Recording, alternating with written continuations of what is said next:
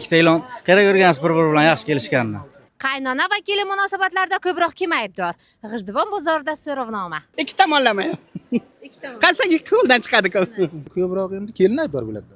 Qaynona aybdor bo'ladi. Qaynopalar kelib aralashishi mumkin yoki qaynota masalan aralashishi mumkin. Yoshlar ham sababchi bo'ladi-da nimagadir.